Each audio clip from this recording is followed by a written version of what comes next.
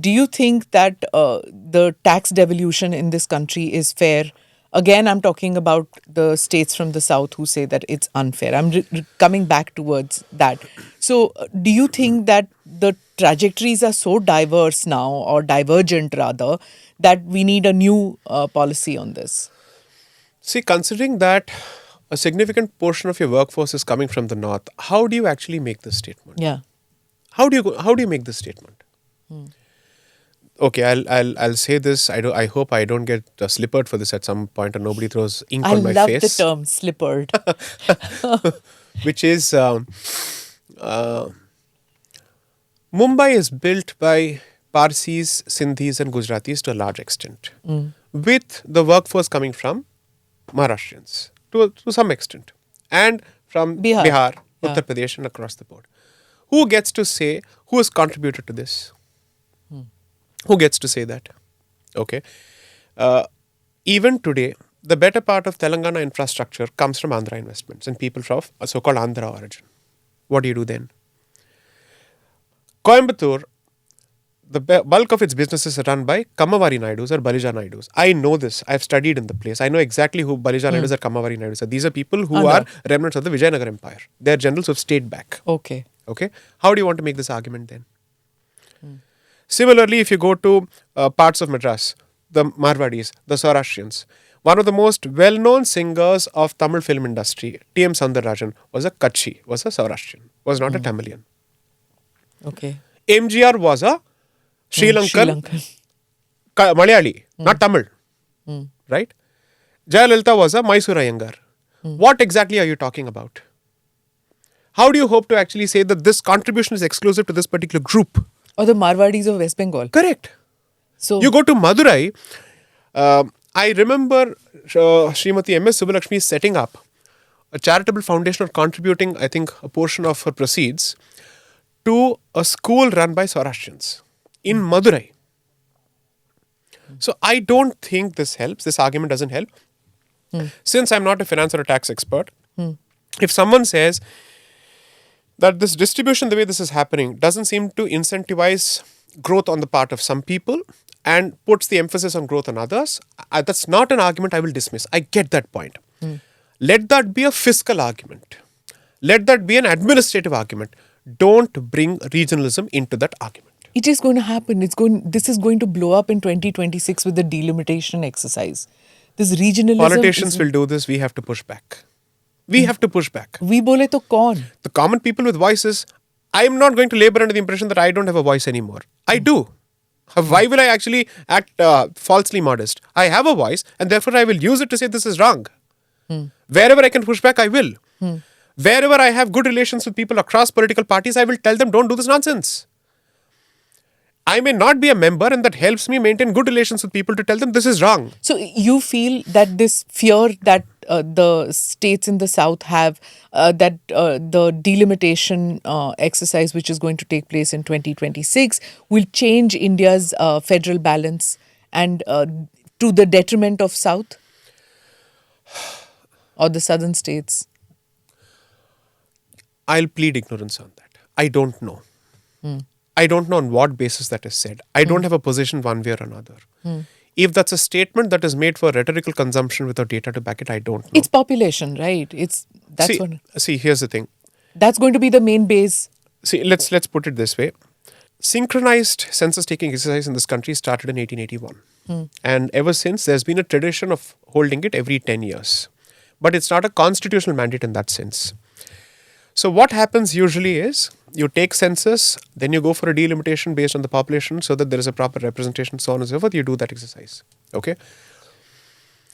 If ultimately the southern states are going to pay the price for it, it's largely because they have suffered what I call the curse of white collarization. It's not something that's got to do with what the north is doing or the south is doing.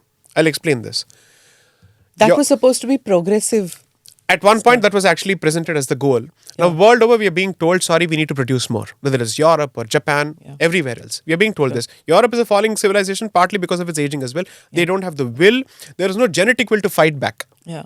That's a reality. But it's happening in Asia too. Correct. Not just in Europe, it's China. happening. Yeah, China, it's happening in Japan. Correct. In all. Correct. Yeah. So if you're able to send this larger message, that's a different issue. Or can we try and compensate the southern states in a different way for producing this? But here's what I would suggest.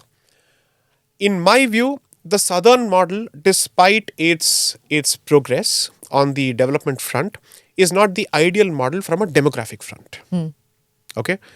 And sending the cream of your talent to California and then focusing on trying to retain whatever you have here in smaller numbers, that's not how you're going to protect your civilization. Okay? So if I were speaking for the South as a member of the South living in the North, I'll basically say, maybe you should introspect and ask yourself if your model is exactly correct. Is it the right model to follow? Because if that's the case, why is it that you're on the losing side when it comes to the demographic battle? That's the ultimate battle. And if there are members of the North who are willing to take that burden, why don't you think of this as subsidizing them, something that you've failed to do? It's because of the demographic change that Owaisi's party did so well in Bihar, right? Thank you for making my point. Thank you for making my point. If I had said that, one more label. No, but that's it. In the earlier election, he didn't. And this time in the election... Which are those districts? Why? Yeah. What happened there? Yeah, so earlier they saw Congress as an alternative. They thought that they will give the voice. But that wasn't the case. So a Hyderabadi Muslim can get voters to vote for his party. His staunchest political opponents at this point will be the Congress and the Samajwadi Party. Yeah, because he's eating up He's their replacement. Yeah, he's tried so hard in Uttar Pradesh, it did not succeed. But Right.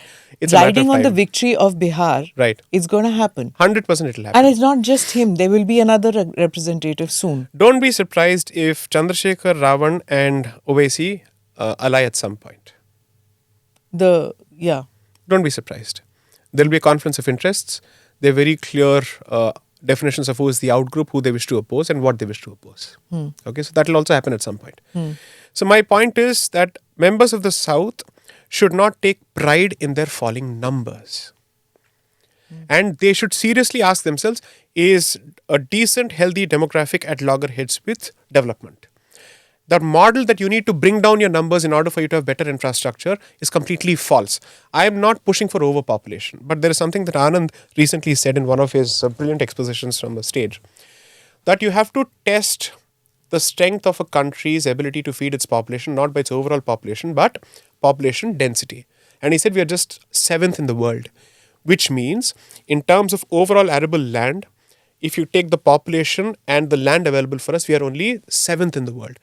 So it's a question of urban planning. It's a question of distribution of population.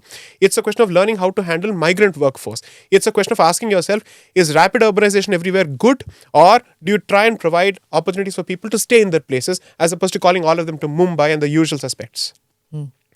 That is the issue that you must be focusing on, as opposed to saying, how do we bring the numbers down? This is not the time for us to bring our numbers down. Especially when the world is losing its numbers, you have a demographic dividend and you have an opportunity finally in the historic time window to make your presence felt. This is not the time to grow old. Namaste, Jai Hind. You're watching ANI podcast with Smita Prakash. अगर हम उसको मस्जिद कहेंगे तो फिर विवाद होगा। The issue is टूटा है क्या भारत? 400 पार का मतलब ये है कि संविधान खतरे में है। क्या हम लोग ये निर्देश देते हैं कि फला को गिरफ्तार करके जेल डाल दें? वही तो कह रहे हैं सब। ये बेबुनियाद निराधार आरोप। सच्चा सुनना चाहो देखो स्मिता प्रकाश ANI, it does not lie।